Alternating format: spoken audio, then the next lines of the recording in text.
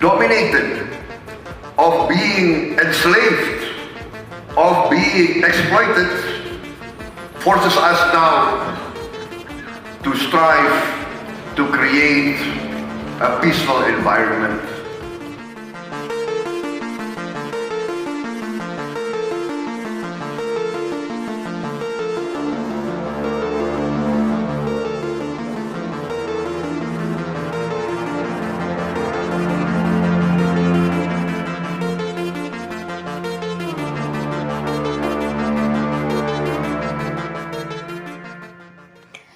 Tepuk tangan penonton buatnya heran, pakar Malaysia kagumi sikap Indonesia soal Amerika Serikat dan China. Inilah pukulannya.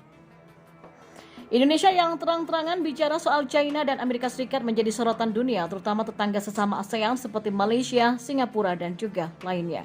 Pernyataan sikap Indonesia soal konflik dua raksasa dunia Amerika Serikat dan China disampaikan Menteri Pertahanan Republik Indonesia atau Menhan RI, Prabowo Subianto dalam sesi bertemakan Managing Geopolitical Competition in Multipolar Region di Forum International Institute for Strategic Studies atau ISSS Shangri-La Dialogue 2022 Singapura pada Sabtu 11 Juni 2022. Di hadapan banyak perwakilan negara ASEAN seperti Singapura, Malaysia, dan sebagainya, Menteri Pertahanan Indonesia Prabowo Subianto mengatakan bahwa dirinya meyakini kekuatan besar dunia yaitu China dan Amerika Serikat akan berbijaksana demi perdamaian dunia. Kami yakin bahwa para pemimpin kekuatan besar menyadari tanggung jawab besar di pundak mereka, kata Menhan Prabowo pada Sabtu 11 Juni, dikutip dari kemenhan.go.id. Adapun mengenai Amerika Serikat, Menteri Pertahanan Prabowo Subianto mengatakan bahwa Amerika Serikat adalah negara besar yang dihormati karena perjuangannya melawan kolonialisme. Kami menghormati Amerika Serikat. Amerika Serikat sebenarnya telah terbukti sebagai kekuatan anti kolonial. Mereka adalah salah satu koloni pertama Inggris. Mereka berjuang melawan kolonialisme. Mereka mendukung perjuangan kami untuk kemerdekaan. Kami tidak melupakan teman-teman kami yang mendukung kami, kata Menhan.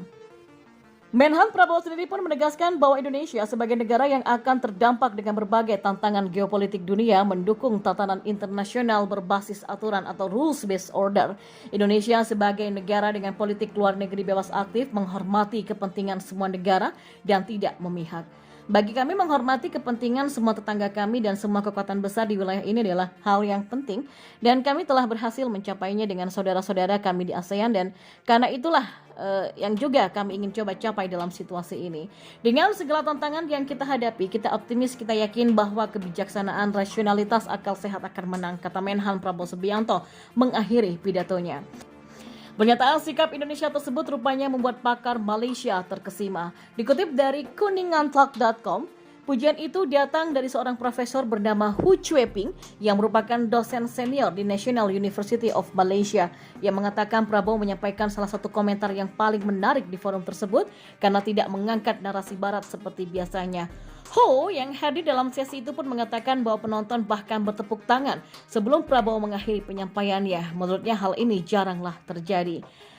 Prabowo menyampaikan salah satu komentar yang paling menarik bukan narasi barat seperti biasanya. Beberapa penonton bertepuk tangan sebelum ia mengakhiri penyampaiannya dan ini juga jarang terjadi. Saya akan menyoroti beberapa poin yang dia buat di sini, kata Hu, dikutip dari Twitternya @hucipi. Hu menceritakan Prabowo memulai penampilannya dengan gelombang gerakan independensi setelah Perang Dunia Kedua untuk berargumen tentang anti-kolonialisme di antara negara-negara yang lebih kecil atau lebih lemah ketika menghadapi tekanan kekuatan besar dunia. Prabowo menurut Hu juga mencontohkan bagaimana negara-negara Asia percaya pada kepemimpinan yang bijaksana karena mereka adalah yang paling terpengaruh oleh kekuatan besar. Pengalaman umum dijajah dan diperbudak membuat negara-negara Asia mencari cara kolektif untuk menciptakan lingkungan yang ramah. Prabowo menyatakan dengan sangat jujur, di ASEAN kami punya klaim yang bersaing satu sama lain menggunakan sengketa maritim Indonesia-Malaysia 2 kali dalam sambutannya karena kami punya pengalaman buruk dengan konfrontasi dan lain-lain. Kami harus berusaha untuk komunikasi dalam menghadapi persaingan, kata Hu. Hu pun lalu mengutip pernyataan Prabowo yang dianggap menjadi pukulan dari penampilannya. Inilah pukulannya. Kami memahami persaingan antara kekuatan dunia yang meningkat. Dalam pemahaman kami, China telah menjadi kekuatan besar selama ribuan tahun di kawasan ini. Hal ini pun juga berlaku di India, di mana baik wilayah maupun budaya telah mempengaruhi wilayah tersebut. Pujian terhadap penampilan Prabowo Subianto juga datang dari Twitter @willskung yang mengatakan bahwa penyampaian Prabowo singkat dan tajam. Pemilik akun tersebut adalah senior fellow Senior Fellow di ISEAS, Yusof Ishak Institute Singapura. Saya baru saja menetap, tetapi sepertinya pidato Prabowo cukup singkat, katakanlah 12 menit ya. Dalam 1 tahun pembicaraan sebelumnya agak mengoceh, melompat dari halaman ke halaman. Penyampaian Prabowo singkat dan tajam, kata Yusof Ishak. Tak cuma pakar Malaysia, media Singapura pun juga rupanya dibuat terkesima dengan pernyataan Menhan Indonesia Prabowo Subianto tersebut. Hal ini seperti dikutip dari artikel terbitan Mothership.sg pada 11 Juni.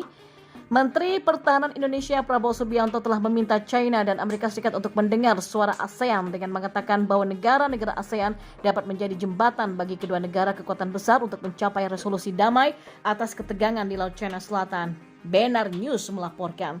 Media Singapura itu menyoroti analogi Indonesia yang menganggap negara-negara ASEAN sebagai jembatan. Ini karena hubungan baik negara-negara ASEAN dengan kedua kekuatan utama itu, ujarnya. Sementara kepada wartawan dalam konferensi pers bersama yang diadakan di Kementerian Pertahanan pada Jumat 10 Juni, Prabowo menambahkan bahwa Indonesia menganggap China dan Amerika Serikat sebagai teman baik. Jika dua sahabat baik punya masalah, sebagai sahabat mereka kita harus menjadi jembatan agar mereka dapat menyelesaikan masalah.